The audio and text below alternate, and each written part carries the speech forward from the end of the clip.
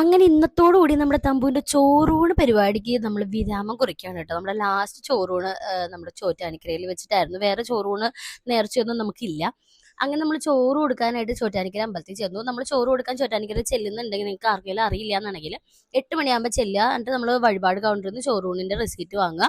എന്നിട്ട് നമ്മുടെ അമ്പലത്തിന്റെ ഫ്രണ്ടിൽ തന്നെ ചോറൂണെന്നുണ്ടെങ്കിൽ എഴുതിയിട്ടുണ്ടാവും, അവിടെ ചെന്നാൽ മതി കേട്ടോ. നമ്പർ അനുസരിച്ച് വിളിക്കും. അങ്ങനെ ഇതേ തീർത്ഥം കൊണ്ടുവന്നു, തമ്പുവിന്റെ ചോറൂണിനുള്ള എല്ലാ സാധനങ്ങളും പ്രസാദമൊക്കെ കൊണ്ടുവന്നു. ആദ്യം ദേ അച്ഛൻ കൊടുത്തു, പുറകെ ദേ ഞാൻ കൊടുത്തു. അത് കഴിഞ്ഞിട്ട് ഇന്ന് നമുക്ക് വീട്ടിലെ ആരൊക്കെ വന്നിട്ടുണ്ട് അവർക്ക് കൊടുക്കാം കേട്ടോ.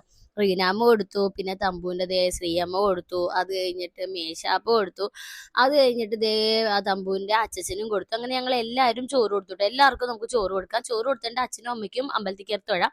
അതിന് മുമ്പ് ആ ചോറ് കൊടുത്ത ഇലയെ കളഞ്ഞ് നമ്മൾ കൈയും കാലൊക്കെ കഴിച്ച് നമ്മൾ ഉള്ളിൽ കയറി തൊഴുതു.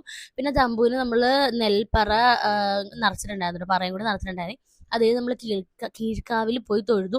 പിന്നെ നമ്മൾ അമ്പലത്തിൽ പോയി കഴിഞ്ഞാൽ പുറത്ത് പോയിട്ട് ഒരു മസാല ദോശ അത് നിർബന്ധമാണല്ലോ. നിങ്ങൾ ഇതുപോലെ അമ്പലത്തിൽ പോയി കഴിഞ്ഞാൽ എന്താ കഴിക്കണം, മസാല ദോശയാണോ എന്തെന്നാ കഴിക്കണേ എന്നുള്ളത് കമന്റിൽ പറയണം കേട്ടോ. ആൻഡ് ഞാൻ ഇന്ന് ഉപയോഗിച്ചേക്കണ എല്ലാ സാധനങ്ങളും സ്ക്രീനിൽ ടാഗ് ചെയ്യുന്നതായിരിക്കും. അങ്ങനെ നമ്മൾ അവിടെ നിന്ന് ഫുഡൊക്കെ കഴിച്ച് ടാറ്റ ബൈ ബൈ പറഞ്ഞ് ഇറങ്ങി. അച്ഛനും അമ്മയും തിരിച്ച് സ്കൂട്ടറിലാണ് പോണത്. അച്ഛൻ എനിക്ക് ഉമ്മയൊക്കെ തന്നു. ഇനി ഞങ്ങളെ വീട്ടിൽ പോട്ടെ. ബൈ.